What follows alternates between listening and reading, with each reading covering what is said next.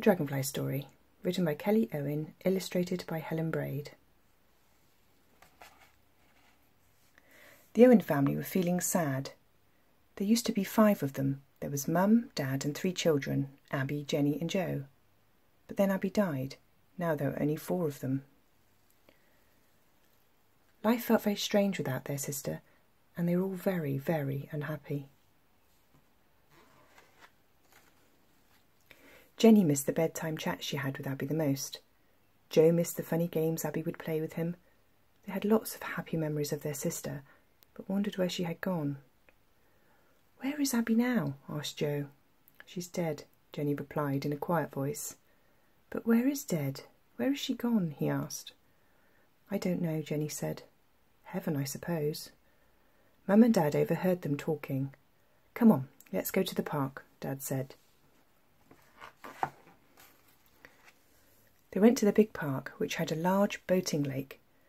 Mum and Dad always brought them here to play. They hadn't been to the park since Abby died.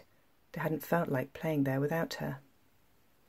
But today was sunny, and it felt nice to be outside again. Mum and Dad unpacked the picnic while Jenny and Joe played with their dog, Darcy. Darcy ran over to play by the lake, and Jenny spotted a pretty blue dragonfly darting from leaf to leaf. "Look, Mum, a dragonfly. It looks like it's dancing." "Dragonflies are beautiful insects," said Mum. "It's quite special to see one up close. It reminds me of the Dragonfly Story. Would you like to hear it?" "Yes, please," Jenny said, and she sat down on the picnic rug. As they ate their sandwiches, Mum told them the story of the water nymphs and dragonflies. Deep down at the bottom of a lake, just like this, lived small brown bugs called nymphs. They were quite happy, scuttling along in the mud in the dark, cool water. Sometimes one of the nymphs would want to cling to the stem of a nearby plant. Ever so slowly, the nymph would climb the plant until it had gone up through the surface of the water, and the other nymphs wouldn't see it again. One day a nymph said to her friends, "Do you see that nymph over there? He's going up to the sky." They watched as the nymph slowly climbed up a stem and disappeared above the water. They waited for a while, but he didn't come back. "Where do you think he's gone?" she asked. "Didn't he want to stay here with us?" asked another nymph sadly. "When will he come back?" wondered a third. "I know," said the first nymph. "Which one of us goes up to the sky, we must come back down again and tell the others what is up there." "Good idea," the other nymphs agreed. Sometime after, that same nymph felt she wanted to climb up a plant. She took hold of the stem and slowly climbed up and up to the sky. When she reached the surface of the water, the nymph burst through into the bright sunshine. She was tired now, so holding the top of the stem tightly, she closed her eyes and fell asleep in the warmth of the sun. When the nymph opened her eyes, she looked about in wonder. Everything was so light and beautiful.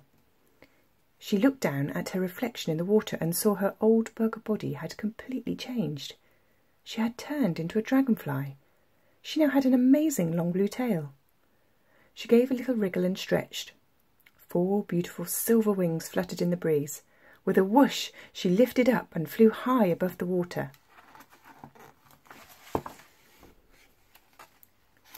The sparkling new dragonfly dipped and swooped around in the bright sunshine.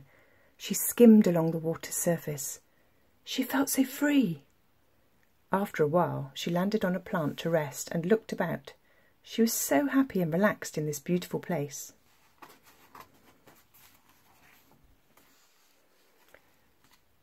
She looked down at the water to admire her reflection and spotted the nymphs at the bottom of the lake far below. "There's my family and friends. I said I'd go back to tell them what it's like," she remembered. She tried to dive down to see them, but her beautiful dragonfly body bounced off the surface of the water. Now the nymph had become a dragonfly. She couldn't go under the water again. "Oh, I can't go back to see them," she said sadly. "I'll just have to wait until it's their turn to become dragonflies and come up to see me. Then they will know where I went, and we can be together again." So the dragonfly flew off to explore her new world in the sunshine and gentle breeze.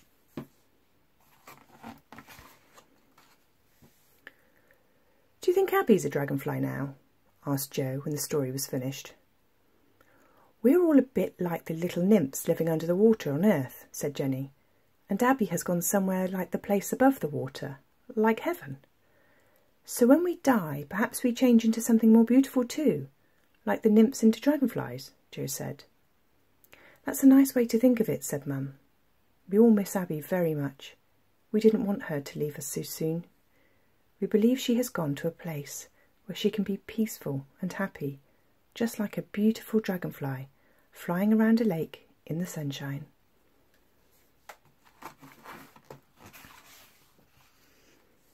Mum, Dad, Jenny, Jo and Darcy spent a lovely afternoon playing by the boating lake. Every now and then a dragonfly would dance around with them, reminding them of their lively and happy sister.